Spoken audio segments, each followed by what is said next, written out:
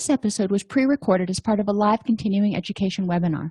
On-demand CEUs are still available for this presentation through all CEUs. Register at allceus.com/counselor toolbox.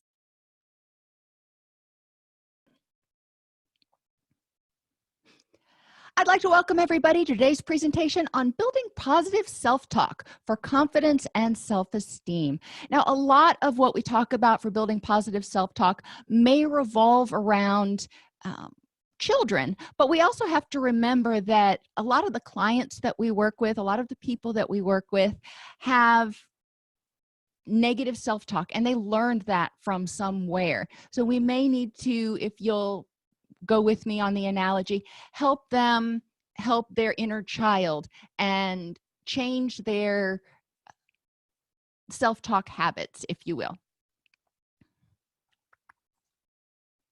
We're going to identify the function of negative self-talk, explain the benefits of positive self-talk, and describe 15 methods for teaching positive self-talk to people of all ages. What is the function of negative self-talk? When you think about the fact that people do things that are beneficial, we choose what is most beneficial at the moment. Why would negative self-talk in any sense of the word or any situation be beneficial? Well, it protects us from threats and failure. If we talk ourselves down, we can talk ourselves out of it. If we tell ourselves, I can't do this, then it keeps us from trying and potentially failing. If we say, I'm not smart enough to whatever, same thing. If somebody's having difficulty in their relationships and they say, I can't find a decent partner, well, let's look at the verbiage there. I cannot find a good partner. It doesn't mean there's anything wrong with me. It means that there is no good person out there. So it's putting the onus or the responsibility on other people. Nobody wants to be my friend. Again, throwing focus and throwing the responsibility onto other people for not wanting to be your friend. I'm ugly. Well, what's the benefit to that? How does that protect us if we say that we're ugly or we're stupid or we're some other self-deprecating statement? In what way is that beneficial? I could lose my job at any moment. That's negative self-talk that keeps that anxiety going. So how is that functional? How does that prevent some other kind of stress or distress? Well, if you're constantly worried about losing your job, then you may be doing more things in order to stay focused, or you may detach from your job. So if you lose your job, whatever, it's on them and it's not my fault. A lot of negative self-talk has to do with protecting ourselves from criticism, from loss. Another function of negative self-talk is attention, and we're going to talk about the way we do that sometimes in what my daughter named the, quote, ugly, fat, and dumb game, which when she first told me this, I think my jaw hit the floor and my eyes got big and wide. However, once she explained it, I remember being exposed to similar things and participating in similar things when I was a teenager. So it's not all that uncommon. It's not healthy, but it's not all that uncommon. So let's look at it for a second. The ugly, fat, and dumb game is a method of attaining attention by somebody in any given group who needs the most attention. It's not necessarily the individual with the lowest self-esteem, but it's the person who feels they need to be the center of attention for some reason. And that could be because of their family of origin. They are used to being the mascot. It could be for a variety of reasons, but not necessarily directly correlated to self-esteem. So the person, in order to get this attention, draws attention to their own real or perceived flaws in order to get others to announce their own real or perceived flaws in an attempt to make the first person feel better and subsequently lowering everybody else's self-esteem. So basically, while eating dinner, Sally announces her weight to the table and calls herself fat. And then in unison, almost as if it was expected, all of the other girls or people at the table start announcing their weight, and most of them, if not all of them, weigh more than that particular person, but this is a way they are trying to make Sally feel better about herself because she announced that she was fat because she weighed some amount, and they're like, oh, you're not fat, I weigh blah blah blah, and I weigh blah blah blah. We've seen this happen. It's not a healthy way of getting attention, but it is in some ways a way of making sure that you've got support. It's a way of trying to make others around you feel worse about themselves so you can feel better about yourself, which is one of those self-esteem things. And if someone at the table isn't of a lower weight, they may find another self-deprecating thing to say about themselves. But you're so pretty, I would kill to have your hair, mine is like a rat's nest. For some reason, socially, we feel obligated. If somebody says something bad about themselves, we have been taught, for whatever reason, instead of trying to make them feel better about themselves by focusing on their positive aspects, we feel like we may need to share our own perceived flaws.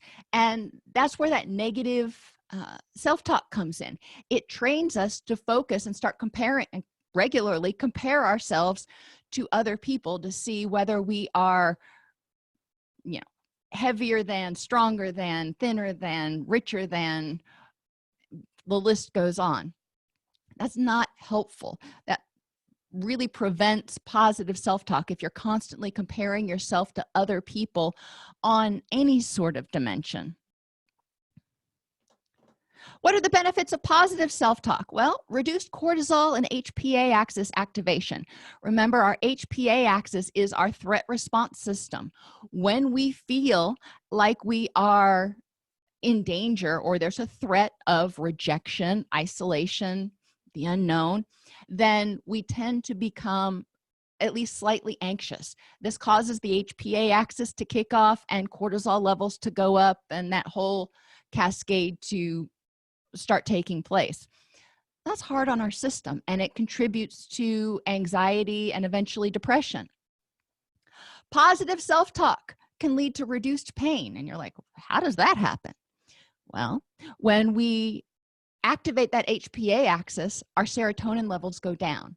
As serotonin levels go down, our pain threshold also goes down, so we start to feel more pain. Serotonin is one of those neurochemicals that helps buffer our pain perception.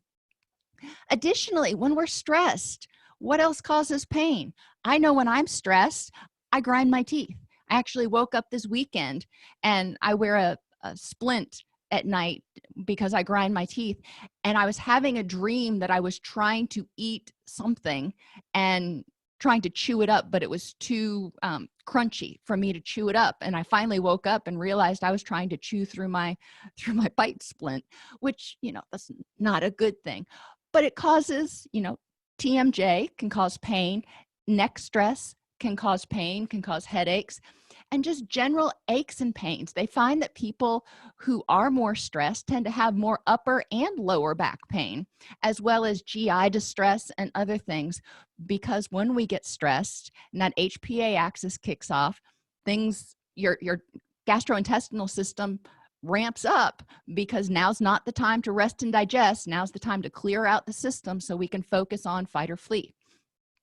There's a lot of sources of pain that come from anxiety that is caused by negative self-talk. We see improved physical health and through less stress-related diseases if we are positive about things. And they've done studies that you can find that people who have an optimistic outlook and have positive self-talk tend to have higher immunity and tend to be more resilient in the face of physical problems. We have increased energy.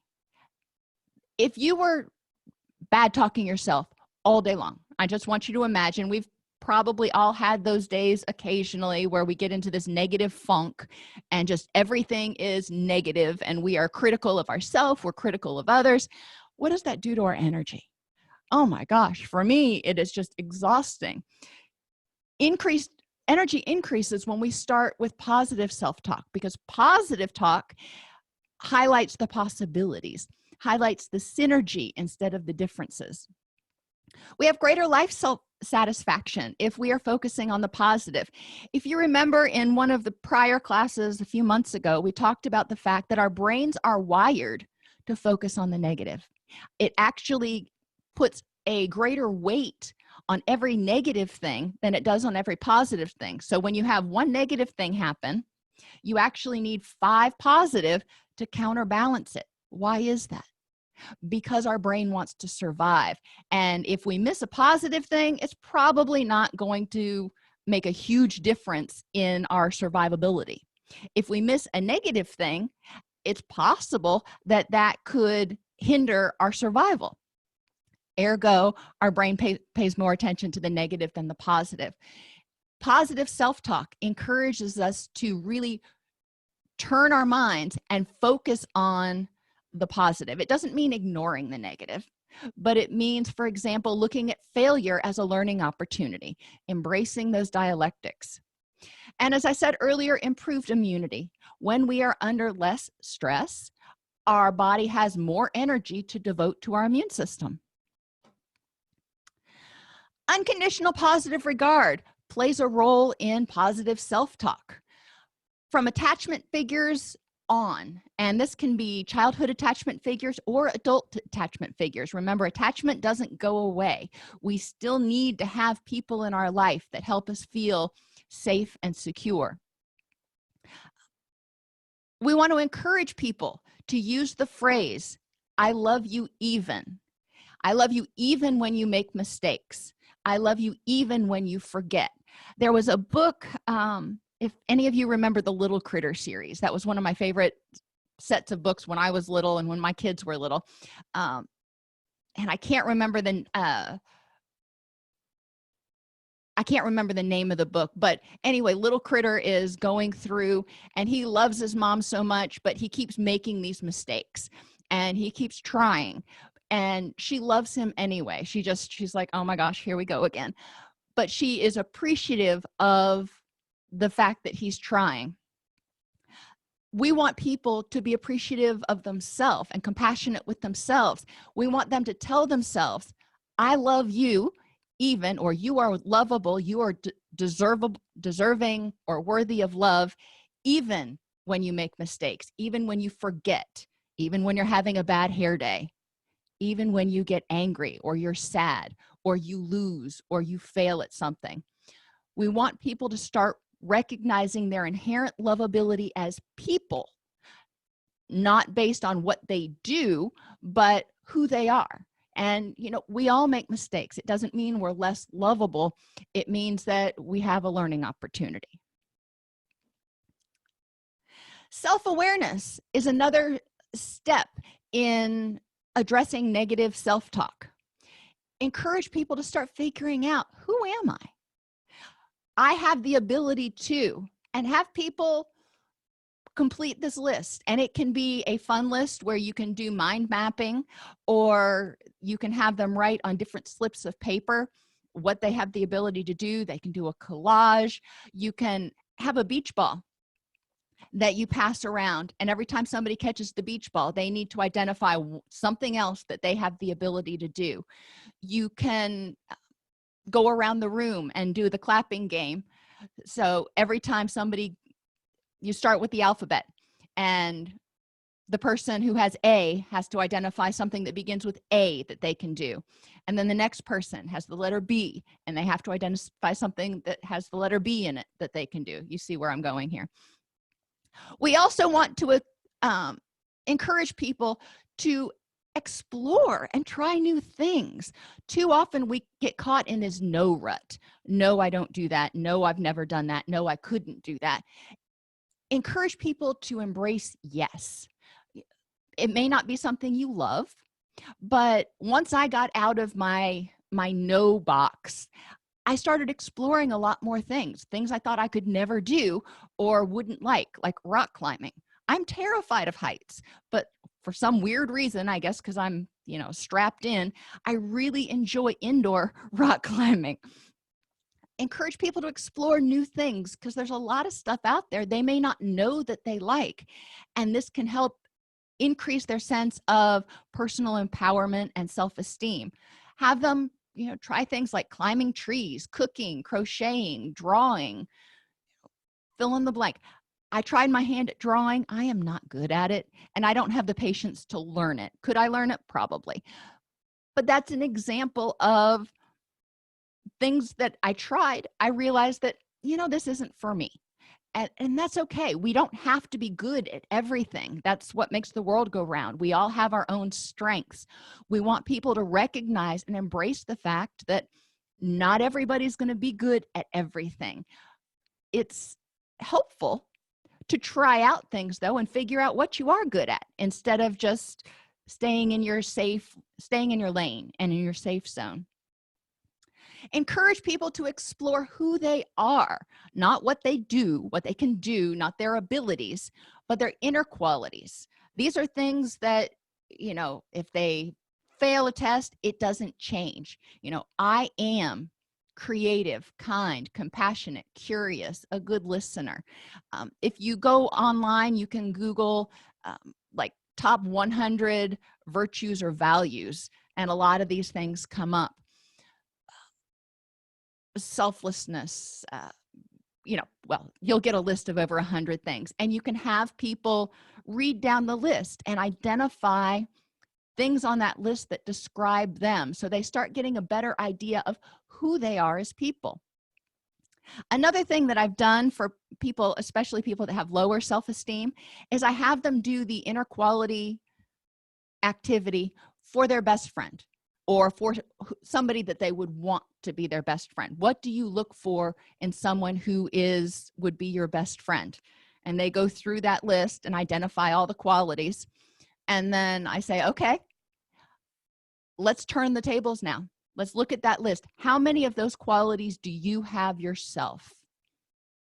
It's an interesting discussion. Have people keep a daily journal or account of their successes, good qualities, and accomplishments, what they did right that day. There have been several studies that have shown that 10 to 20 minutes of positive journaling or meditation, for people who hate journaling, just thinking, mindful recounting of their day, 10 to 20 minutes a day can significantly improve mood. Instead of focusing on those negatives, which exist, let's just take a time out. Let's have a safe time where we can focus on all the things that we did right. And then we can, work on the other things in a few minutes. Have people start practicing and practicing changing and becoming aware of what they say to themselves, and journal with restatements. I think I've shared with you guys before, I had a bad habit of calling myself a moron throughout the day. I would lose my keys and I'd be like, oh, mommy's such a moron. And I realized that that wasn't helpful or healthy. And especially, I think there was one day I lost my keys and my son was like, mommy's a moron. I'm like, I am not. But I realized I had been saying that for 6 years. So that was the response that he knew. And I was like, that's not okay.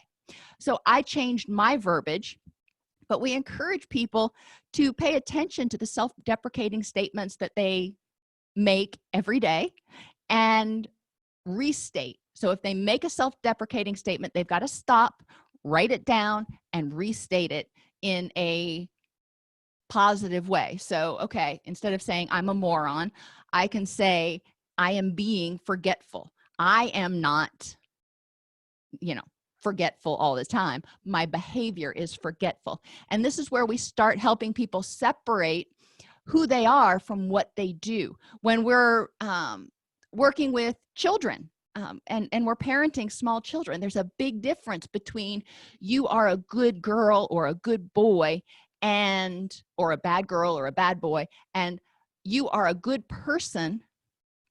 However, I don't like what you did. That was a bad behavior. You're a good person, bad behavior. Semantics, but especially in children, that's really important to make that differentiation. Don't wait until you're stressed. Practice positive self-talk throughout the day, every day. And there are positive thinking apps. Yes, there's an app for that you can download. You can also have mantras, either that you remember, or you can make a bracelet that has the little letters on it, like WWJD. You know how they had those bracelets that were out for a while? Well, you can make your own bracelet with your own acronym that reminds you of your mantra that you can see all the time. You can have mantras on your digital device. You can even set push notifications, SMS notifications, to come out on a schedule to remind you to tell yourself, I am capable, I am lovable, whatever. Other things that you can tell yourself, that positive self-talk. Today's going to be an awesome day. You know, some days we get out of bed and we're like, oh, I have to go to the office again. If you can get your head wrapped around that, all right, today's going to be an awesome day. I'm not looking forward to driving in the traffic and stuff. Let me think about 3 or 5 things that may make today an awesome day. I choose to be present in all I do. That helps people stay focused on what they're doing in the moment and make more positive, proactive decisions. I feel energetic and alive. I can achieve my goals. I love challenges and what I learn from overcoming them. That's one of those that sometimes is a bitter pill to swallow. But if we have people continue to tell themselves that they are capable of overcoming challenges, they may not say they love them, but they can rephrase it in a way that is meaningful. I have overcome many challenges in my life, or just plain, I've got this. Any of those mantras that can help people feel empowered and lovable and positive throughout the day.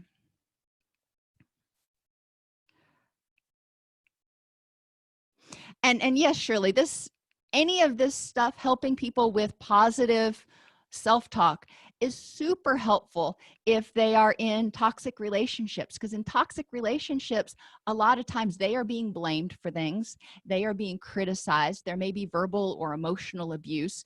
So they're not going to get positive reinforcement. They're not going to get that valuation necessarily from the person that they're in a relationship with. And their significant others outside of that relationship may be looking at this relationship that they're in and going, oh, that's really toxic. And it, in a well-meaning way, instead of being supportive of all the things that that person has to offer, they may be critical of the fact that that person is staying in that relationship. In order to have the sense of self and the confidence and sense of empowerment to extricate from a toxic relationship, people need to feel like they're worthy.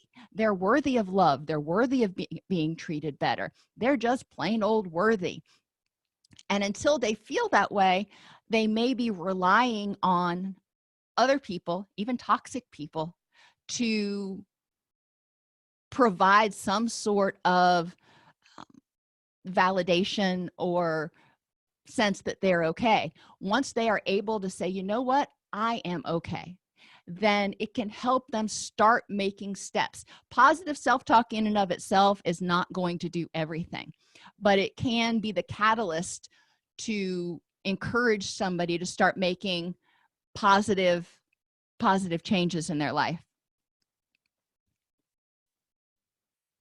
Visualization is something else people can do in order to increase positive self-talk.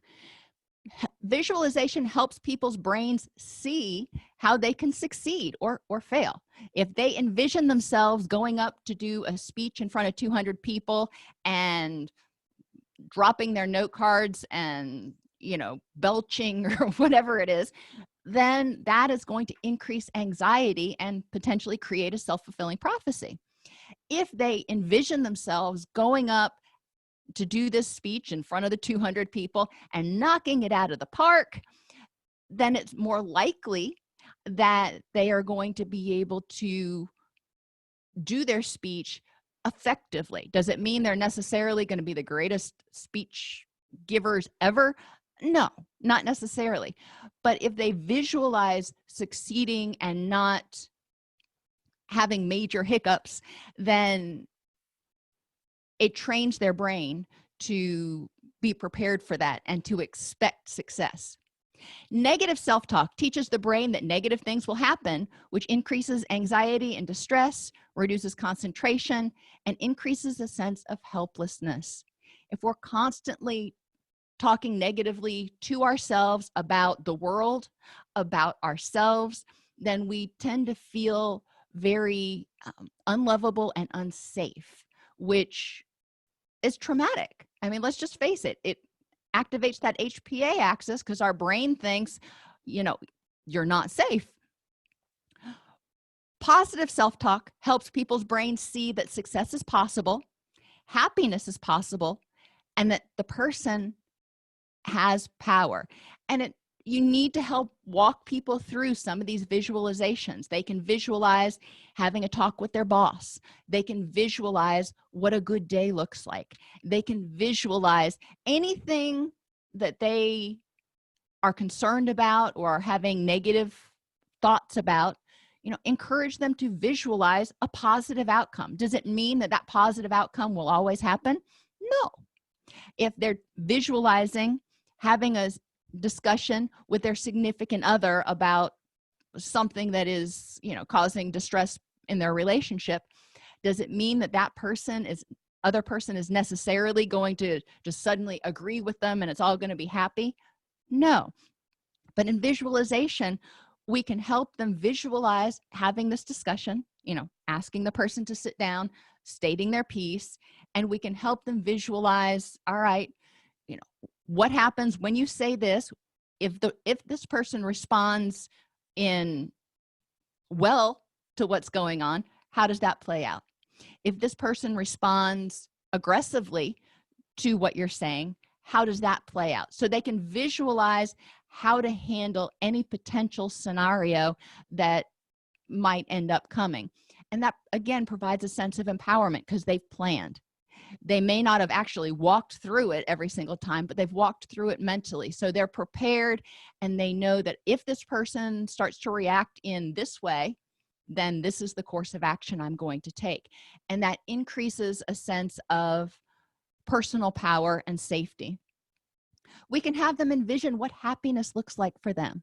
You know, if you woke up tomorrow, that typical miracle question, if you woke up tomorrow and things had changed and you were just deliriously happy, what would be different and what would be the same? And have them really start visualizing what that looks like. I encourage clients to get a good mental image of what that looks like and start out the day visualizing that every single day and close out the day visualizing that every single day. So they're visualizing their destination and it can help keep them motivated. Whoops. Visualizations combined with desensitization help reduce anxiety and distress around things like public speaking, tryouts or job interviews, driving. Both of my children are learning to drive, and you know, my son is just panicked about it.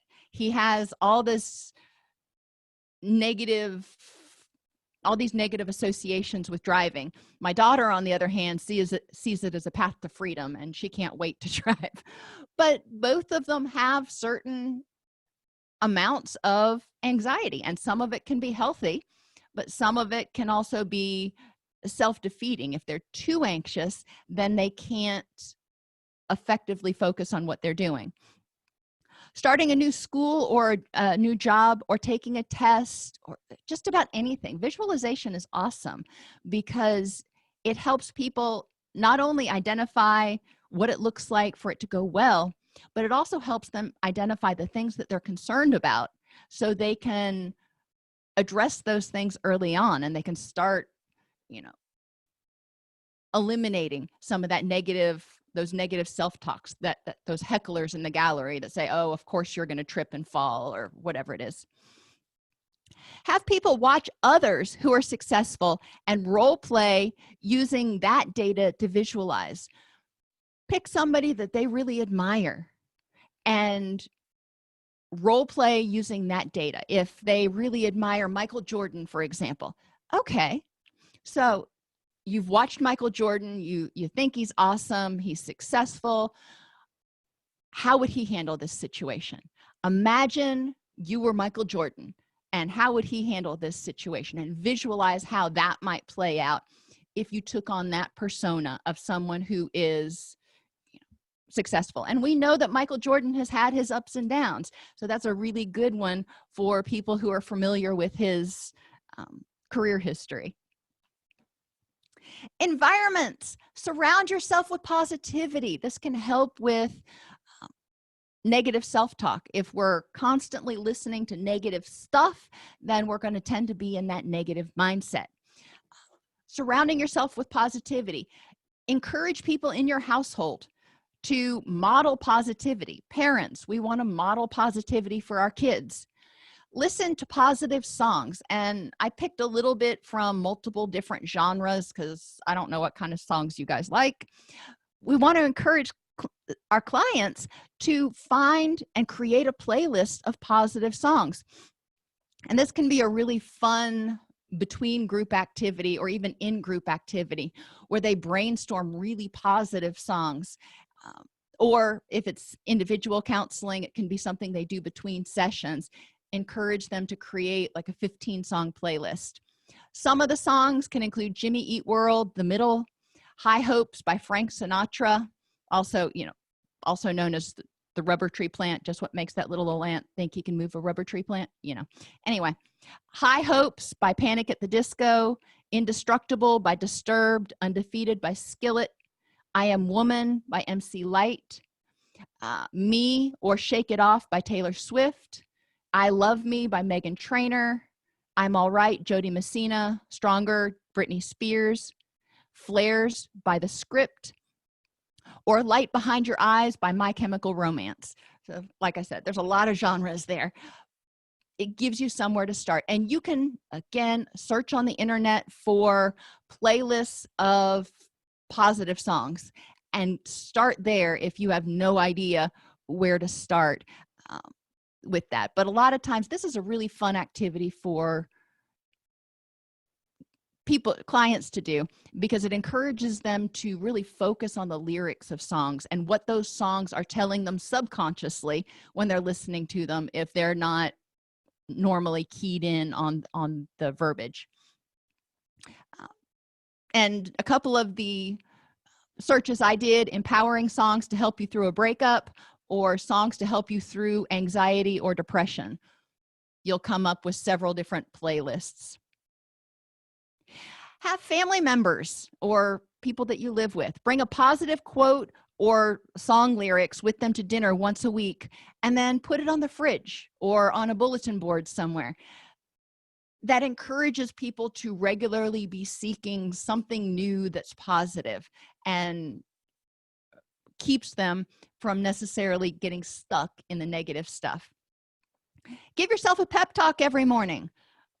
Remember the old Stuart Smalley. He would look in the mirror and say, I'm good enough, I'm smart enough, and gosh darn it, people like me. Now, that one's not necessarily super helpful. If people don't believe that they deserve positive things, if people don't believe that they're good enough and smart enough, then saying that is generally not going to do a whole lot of good. When we have clients design their pep talk, we want to have them explain why. If they say, I'm good enough because, and have them list a few things that are awesome about them. I'm smart enough because. That way they have that evidence there that reminds them that they are good enough and smart enough. Have people keep a success wall or a scrapbook. Depending on the person, some people like to do a scrapbook that they can carry with them. Some people like to do a digital scrapbook create an album in Google Photos, for example. Some people like to plaster it across the wall and create something. Whatever it is that helps them feel successful and remember their successes. So when they're having a bad day, they can review whatever that is. When people take things personally, they are often assuming they have control over how other people feel or react or the way things happen. An example, if somebody says, Sally didn't text me today, so she must be mad at me. That's negative self-talk. That's assuming the negative outcome without knowing what's going on. I didn't get that job, they must have hated me. Or I don't know what I did, but Dad was in an awful mood all day today. All three of those statements imply a negative situation that are caused by, in some way, caused by that person. And we don't know that that person had anything to do with it. There are a lot of different things that could cause Sally not to text, or that could keep somebody from getting a job, or could make Dad mad. Encouraging people, instead of personalizing and thinking, I'm a horrible person, I must have, done something wrong. Let's look at some other explanations. Encourage people to look for 3 alternate non-personal explanations. Why might Sally not have texted you? She was busy, her phone died, or maybe she was sick and she's still sleeping. I don't know. But there are generally at least 3 explanations you can come up with other than it's me. Examine the facts of the situation, and did it have anything to do with you? If you know that you and Sally got into a fight yesterday or the day before, and now she's not texting you, well, okay, it might have something to do with you. If things were going hunky-dory and Sally just didn't text, you have no data, you have no evidence, and we want actual factual evidence that it has anything to do with you. So it's important to look at the facts. If Dad was in an awful mood all day today, think about what happened over the day. Did you do something that might have, triggered a bad mood? Is your mood is his mood your responsibility? No. But you can take a look at what may have triggered that bad mood and decide what to do next. If you took the car out and you ran the gas tank all the way down to like under 1/8 of a tank, and Dad had to go to work, and he gets in the car and there's no gas in the car, that could potentially put him in a bad mood. Is that something you did? Well, yeah. Does it mean he doesn't love you anymore? No. It means he didn't like that behavior. And so that is factual information. If you remember that, oh yeah, I did that, and he's told me half a dozen times to always fill the car up. It's important for people to look and focus on, what parts of this situation may be due to me, and what parts of that do I have control over, and what parts don't. Catastrophizing means expecting the worst. So encourage people to evaluate the probability that something's going to happen. John is nervous because Sally hadn't texted him, and he's expecting that, oh, she's going to break up with me. Okay, number one, where's the evidence for that? How do we know this? But let's evaluate the probability that that's going to happen and make a plan B. Okay, if she does break up with you, what's going to happen? How would you handle that? That helps people feel empowered because they have that backup plan. So examples of catastrophizing: if I ask him out, he will laugh in my face. Well, that's expecting the worst. Evaluate the probability that if you ask this person out, that he will laugh in your face. Could it happen? Yeah. How probable is it? And if he does laugh in your face, since there is a small possibility that it could happen, how are you going to handle it? What's your plan B? I am sure I'm going to bomb that audition or tryout. What's the probability? You have been rehearsing that dance routine for 3 months now. You know it in your sleep. What's the likelihood that you're going to bomb it? If you do, you go out there and all of a sudden you have a brain cramp and you forget halfway through the routine, what comes next? What's your plan B? How are you going to handle that? If you don't make the team this year, what are you going to do? There's no way I can win this election or get this promotion. Any day now, I could lose my job and be homeless. Well, is it possible? Okay, sure, we'll go with that. How probable is it that not only will you lose your job any day now, but then suddenly you're also going to be homeless? And the chances of that happening, as long as you're doing a good job, remember, focusing on what parts they can control, the chances of them losing their job is probably not high. But if they do, what's their plan B so they don't become homeless? How can we prevent the catastrophe? I have a pain in my side, so it must be cancer. What's the probability?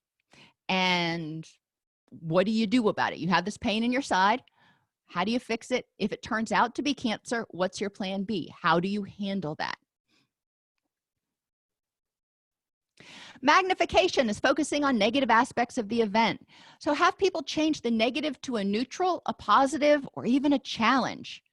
If somebody says, I can't run today because I sprained my ankle, I guess I get a recovery day since my ankle is sprained. Or a challenge, what else could I do for cardio that doesn't put weight on my ankle? Another example, Jake said no when I asked him out, and I am mortified. Okay, well, that's an unpleasant situation. Let's change the negative to a neutral. I can ask somebody else out. It's not my ideal situation, but it's not the total end of the world. How can you change it to a positive or a challenge? He will never know what he's missing out on because I have a lot to offer. And that's that positive self-talk coming in. I didn't get that job can be reframed to there are better things in store for me, or there's probably a different job that's a better fit. Self-other comparisons also cause a lot of negative stress, and we talked about this at the beginning of class. Coming to the understanding that it's likely there will always be someone out there better than you at some things is vital to mental health. If you hang your self-esteem on being perfect and the best and number one at everything all the time, you're going to be disappointed. And that is going to highlight any failures, hiccups, losses that happen. Recognizing that we all have different gifts, we all have different talents is, and focusing on the ones that you do have instead of the ones that you don't have can help people start feeling better about themselves and more empowered and positive and all that kind of stuff. I know I'm not good at math. That's one of those things. And my daughter right now is working through college algebra. And I know good and well that that's not something I can help her with.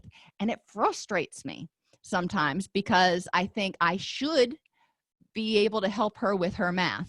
And then I talk back to myself, sometimes out loud, and remind myself that there are a lot of things that I'm good at. And math's just not one of them. And that's okay, because it doesn't make me any less lovable. Helping people remember there's differences between, what they do and what they have versus who they are. They're lovable as a person, even if they don't have the biggest house. They're lovable as a person, even if, and fill that in, just like we talked about in slide 3 or whatever it was. Have people focus on being the best person that they can be that day and better than the day before. Am I the perfect version of myself right now? Well, no. I think most of us would probably say no, but we strive for progress, not perfection. What do I do well right now? What did I do well yesterday? And what could I do better on today? 3 simple questions, and that focuses on the positive, the things that I can do, the things that I have the power to change. Global negative statements generally start with words like I am and I must. In acceptance and commitment therapy, he talks about unhooking and focusing on how different it feels to say, instead of saying I am stupid, saying I am stupid at math, or I am having the thought that I am stupid. having a thought and being something are two different things. I can have a lot of thoughts. It doesn't mean that any of them are true. Encourage people to change their language. Instead of saying, I am useless, say, I'm not sure how I contribute to this situation. That's a little bit more positive, and then that opens up the door to figuring out the answer to that question. And finally, my favorite one is, instead of saying, I must be the best, saying, I must be the best that I can be. Everybody's best is a little bit different. Locus of control. If people's locus of control is too internal, they try to control everything, and they feel very disempowered when something goes awry, when our locus of control is too internal. Have people identify parts of the situation that they don't have control over. For example, if they say, I should be able to achieve anything I ever try to do. Well, there's all kinds of extreme words in there, and that means that they're discounting the influence of other factors and for their success or for their failure. We're not always going to succeed at everything that we try to do. Another statement that would be too internal, it's my fault that my mother got sick. If somebody takes responsibility for that, because little children a lot of times will take responsibility for everything. It's my fault that mommy's sad. It's my fault that mommy's sick. We want to help them realize what parts of that, if anything, that they have control over. It's not your fault that mommy's sick right now. She has, XYZ disease. What can you do to help her? Focusing back that child's attention back instead of on what caused it and, trying blaming themselves, to assuring them that they didn't cause it and focusing on what they can do that's positive, because they feel powerless in the face of some sort of illness that a parent has. Help them develop power. Instead of focusing on the powerlessness, focus on what they have the power to achieve. External locus of control. People feel like they have no control over anything. It's just fate. No matter what I do, it's going to turn out however it's supposed to, so why try? Again, have people identify parts of the situation that you do have control over, because we have control over some things. We have control over our choices. We have control over what we do and say to ourselves. For example, if somebody says, I only did well because of luck. Okay, so luck helped you pass that math test or helped you do well on your ACTs or your GREs. Well, there may be a little element of luck in there. However, there was also a whole lot of studying and a whole lot of learning. Let's focus credit where credit is due. It was bad luck that I fumbled the pass. Well, what parts of that did you have control over? If the quarterback threw the pass and it overshot, that may have, been on him. And so you weren't able to get a good grip on the ball and yada, yada. It's just my luck the teacher collected homework today. Well, teachers can collect homework any day. What part of that situation did you have control over? You chose not to do your homework. I got demoted because my boss has it in for me. It's just totally uncontrollable. Having the person focus on, why does your boss have it in for you? What parts of that situation can you control? And if you can't control the parts with that supervisor, what else can you do to help your career get furthered, which may be transferring or talking to human resources. Encourage people. Instead of saying I can't or I won't, they say I choose not to. I can't rock climb. Well, no, I choose not to rock climb, which actually is not true. But instead of saying I can't do it, which means it's an impossibility, I am asserting my power to choose. Encourage people to always focus on the present and improve the next moment. Radical acceptance. It is what it is. In the present, I feel unhappy, I feel angry, I feel guilty, I feel giddy, I feel elated, whatever it is. Okay, that's the present. Awesome. Now, what can you do if anything needs to be done to improve the next moment? If you're feeling giddy and elated, you're probably just going to ride that wave for a while. But if you're feeling unhappy or scared or unsafe, instead of getting stuck in that negative mindset, focusing on the positive.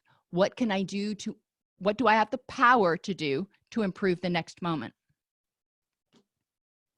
Too often people focus on what went wrong or what they don't have.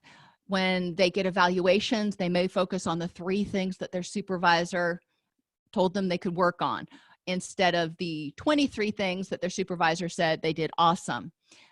If they don't have enough money or they don't think they have enough money, they may focus on the fact that they make, $20,000 and football players make $20 million. I don't know.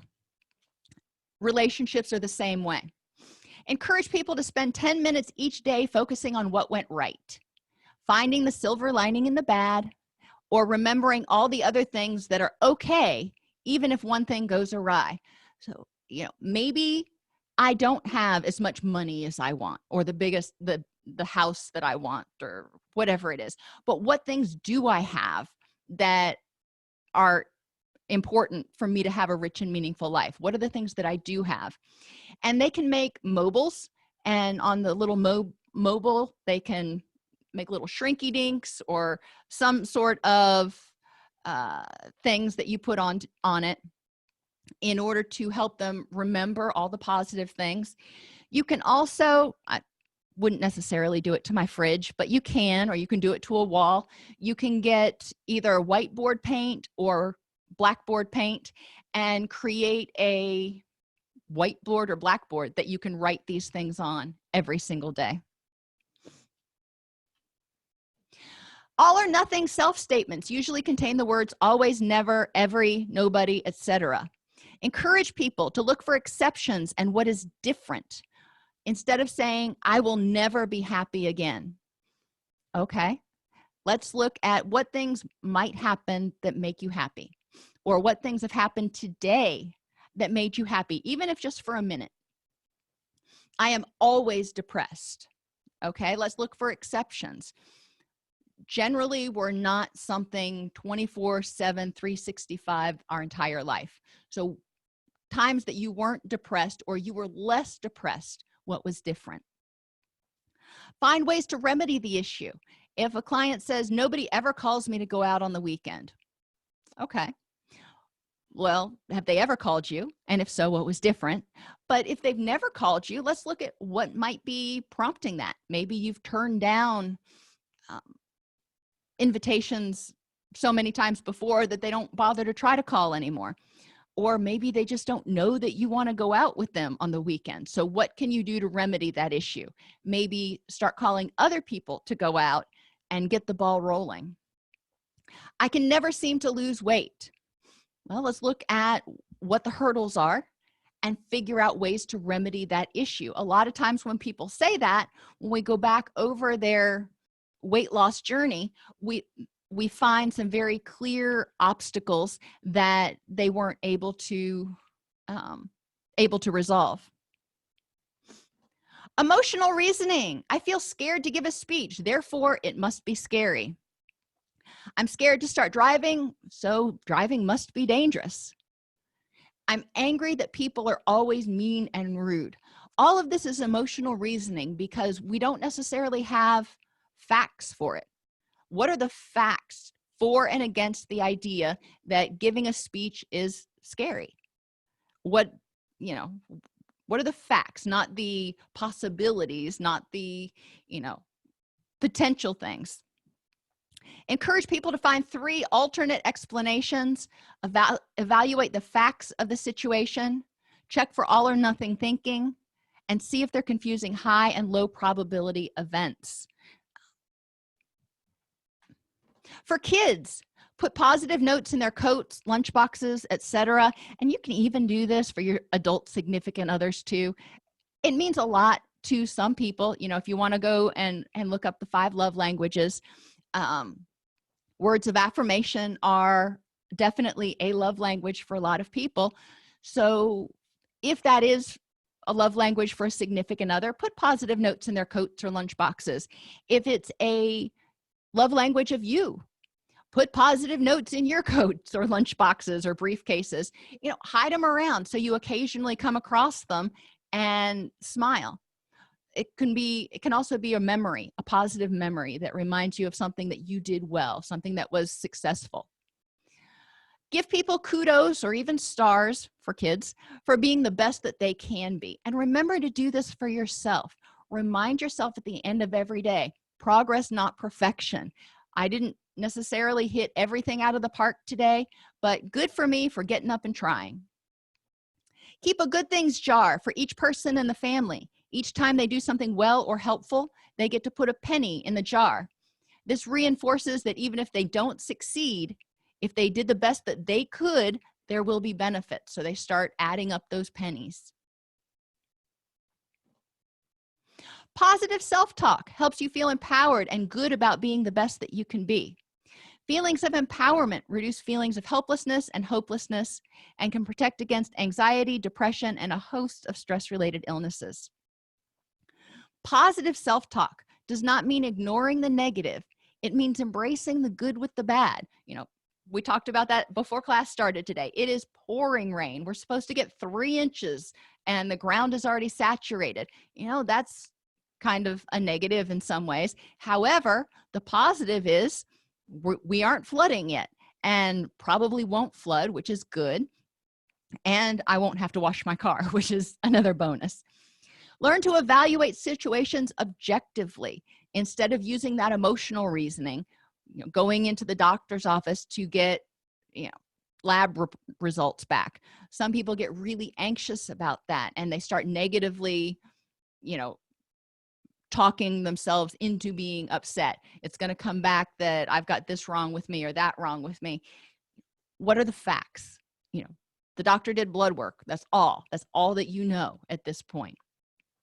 Seeing failure or the potential for failure as a learning opportunity can also help with negative self-talk, because if we see something we do as a learning opportunity, then we say, I learned from whatever this experience was, how not to do it again. If we see it as a failure, sometimes we start taking that in and adhering to that and saying, I am a failure, instead of I'm having the thought that I'm a failure, or I failed at this.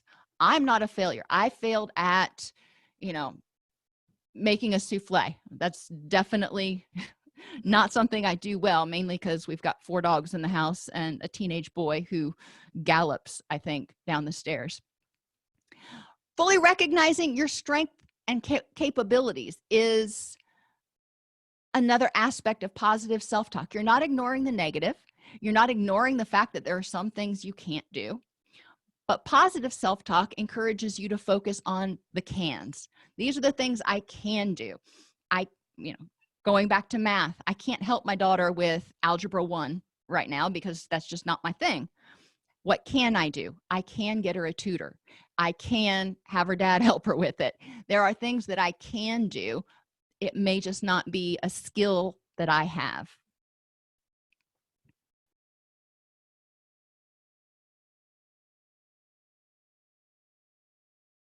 Between writing notes, filing insurance claims, and scheduling with clients, it can be hard to stay organized. That's why I recommend Therapy Notes.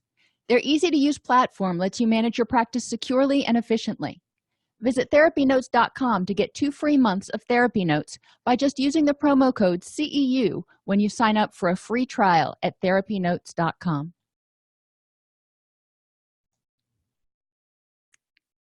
If this podcast helps you help your clients or yourself, please support us by purchasing your CEUs at allceus.com or getting your agency to sponsor an episode.